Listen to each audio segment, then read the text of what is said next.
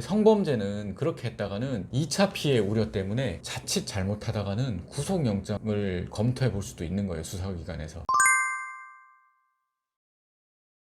안녕하세요. 경찰대 출신 형사 전문 변호사 서범석 변호사입니다. 이번에는 많은 분들이 궁금해하시는 성범죄에 대해서 한번 말씀을 드려보려고 하는데요. 첫 번째, 성범죄 합의를 해야 되냐? 두 번째, 합의를 한다면 언제 어떻게 해야 되냐? 세 번째, 합의금은 얼마가 적당하냐? 이런 순서로 한번 말씀을 드려볼게요. 합의를 해야 되냐? 이거는 피의자의 태도에 따라 다른데요. 피의자가 만약에 혐의를 인정하고 있다, 그러면 사실 합의를 하는 게 맞습니다. 왜냐하면은 합의를 안 해도 어차피 나중에 민사소송이 들어옵니다. 민사소송 들어오면은 소송 들어와서 변호사 또 선임해야 되죠. 민사소송에 대해서 변호사 선임이 별도입니다. 그럼 변호사 비용 나가죠. 똑같은 금액을 준다면은 합의를 하고 형사재판을 받으면 실형 받을 게 집행유예 나오고 집행유예 나올 게 벌금 나오고 이렇습니다. 이게 현실입니다. 근데 합의 안 하고 집행유예 받고 나중에 민사소송 가서 또 돈 내고 이럴 필요는 없다고 생각합니다. 혐의를 인정하면은 합의를 해서 최대한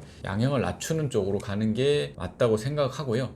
피해자가 혐의를 부인하는 경우에, 이럴 경우도 두 가지 경우가 있을 수 있는데, 술을 너무 많이 먹어서 블랙아웃 상태여서 기억이 안 나거나, 아니면은 사건 자체가 시간이 너무 많이 흘러가지고 그때 당시에 정확한 경위가 잘 기억이 안 나는 이런 경우가 있어요. 그러면 조사받으러 가서 정말로 정말 기억이 안 난다 이렇게 얘기를 합니다. 그러면 수사관이 CCTV 자료나 참고인들 진술이나 이런 것들을 보여주면서 이러한데 어떻게 생각하냐라고 물어봅니다. 근데 누가 봐도 이게 피해자 진술이 맞는 그런 상황이라면 조사 중간에라도 나와서 피해자랑 한번 얘기해 봅니다. 허심탄회하게 이러이러한데 이거는 인정하는 쪽으로 가는 게 더 맞지 않겠냐, 그렇게 얘기를 합니다. 그러면은 피해자도 그쪽으로 가는 게 맞을 것 같다 이렇게 하고, 그렇게 되면은 인정하는 사건과 동일해지기 때문에 이 사건도 합의하는 쪽으로 가는 게 현명한 거죠. 근데 이제 혐의를 완강하게 부인하는 사건이 있어요. 나는 절대 그러지 않았다 라거나, 아니면은 뭐 한 건 맞는데 합의하에 한 거다 라거나, 뭐 여러 가지 경우가 있을 수 있겠죠. 이거는 케이스마다 너무 다양하고 또 피의자가 처한 상황도 너무 다양하기 때문에 사건마다 뭐 실익을 검토해보고, 왜냐하면 합의가 되었을 때 리스크를 줄일 수 있는 부분은 분명히 있거든요. 그때그때 상황에 맞게 변호사와 상담을 해서 정리를 하는 쪽으로 그렇게 하는 것이 맞을 것 같습니다. 그렇다면 합의를 한다면은 언제 하는 게 좋냐? 합의는 판결 선고 전까지만 하면 됩니다. 원칙적으로는. 그러면은 선고 때 충분히 반영을 해줍니다, 판사가. 그런데 이렇게만 생각을 하고 있으면 안 되는 이유가 두 가지가 있는데, 하나는 검찰 단계에서 기소유예 받을 가능성이 있는 거죠. 성범죄라도 좀 수위가 낮은 강제추행이라면 합의가 되면은 기소유예 될 수도 있어요. 기소유예는 처벌이 안 되는 것과 사실은 똑같은 효과입니다. 불기소 결정이기 때문에 전과도 남지 않고요. 그렇기 때문에 이런 기회를 놓치는 거죠.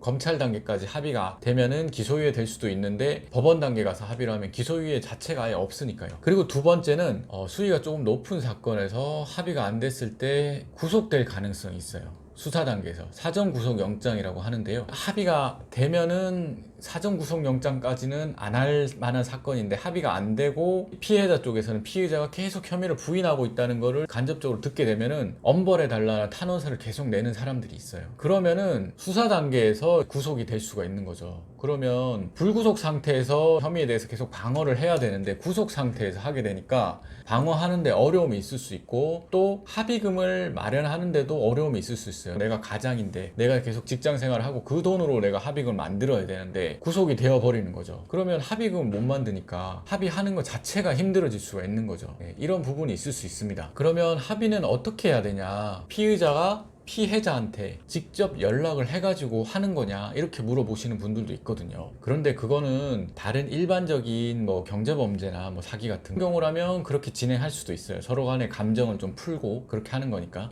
성범죄는 그렇게 했다가는 2차 피해 우려 때문에 자칫 잘못하다가는 구속영장을 검토해 볼 수도 있는 거예요, 수사기관에서. 무슨 말이냐 하면, 반복적으로 피의자, 가해자나 가해자 가족이 피해자한테 계속 연락을 하면 피해자가 그런 것들이 너무 힘들다면서 수사기관에 연락을 하는 경우도 있어요. 그러면은 구속영장 발부 이유 중에 증거인멸에 염려라는 게 있고, 구속영장을 발부하는데 고려해야 될 요소로 피해자에 대한 위해 우려 이런 것들이 있거든요. 계속 반복적으로 연락을 하거나 찾아가거나 이러는 거는 피해자에 대한 위해 우려가 될 수 있는 거고요. 그리고 피해자도 증거 중에 일종의 인적 증거란 말입니다. 특히 성범죄에 있어서는 피해자의 진술이 절대적일 수가 있거든요. 그럼 그 인적 증거를 계속 연락을 하면서 얘기를 못하도록 인멸한다, 아니면 진술을 번복하도록 인멸한다, 이런 식으로 비춰질 가능성도 있거든요. 그래서 성범죄 사건 같은 경우에는 변호인을 통해서 합의를 하는 것을 추천드립니다. 피해자 쪽에도 국선 변호인이 선임되어 있는 경우가 많아요. 성범죄에 한해서 그렇습니다. 성범죄 피해자 국선 변호인이라 하는데요, 제가 성범죄 사건에서 가해자 쪽을 변호할 때는 우선은 수사기관에 연락을 합니다. 합의하고 싶은데 피해자 측에 한번 의사를 물어봐 달라, 이렇게 합니다. 그러면은 국선 변호인이 선임이 되어 있으면 그 국선 변호인과 얘기를 하고, 피해자가 그냥 진행하고 있다 그러면은 동의를 받아서 제가 연락을 하는 거죠. 피해자 측에, 피해자 가족이 될 수도 있고요. 그리고 형사 조정 절차를 통해서 합의가 되기도 합니다. 검찰 단계까지 갔을 경우에 검찰에서 형사 조정으로 진행을 하겠다고 하면은 그때도 변호인이 나가서 이렇게 합의를 하면 될지 합의 조건에 대해서 얘기를 가해자와 한번 해보는 거죠. 그리고 세 번째로 합의금은 얼마가 적당하냐, 이것도 많이들 궁금해 하시는데요, 합의금은 정해진 액수는 없습니다. 없는데 그래도 일반적으로 얼마 정도의 합의가 되냐 하면은, 강제추행 같은 경우, 수위가 낮은 강제추행 같은 경우에는 통상적으로 1,000만 원 이하,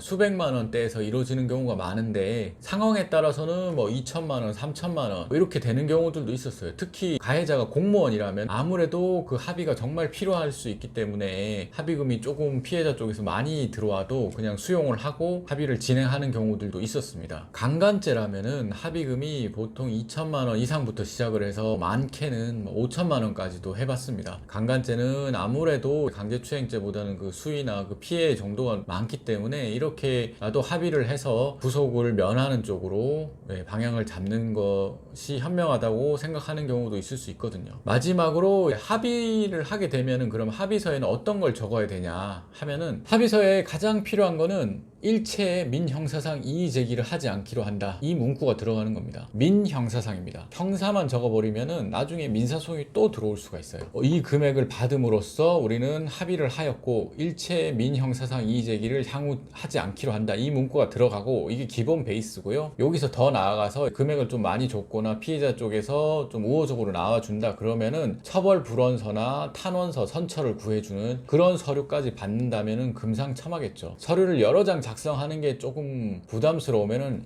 한 장에다가 이 문구들을 다 넣어서 합의서민, 처벌불원, 탄원서 이런 식으로 작성해서 해도 됩니다. 오늘은 강제추행죄 등 성범죄에 있어서 합의를 해야 되냐, 합의를 한다면 언제 어떻게 하는 게 좋냐, 합의금은 얼마 정도냐, 이런 거에 대해서 한번 말씀을 드려 보았는데요, 성범죄에 직면하신 분들에게 도움이 되셨으면 좋겠습니다. 감사합니다.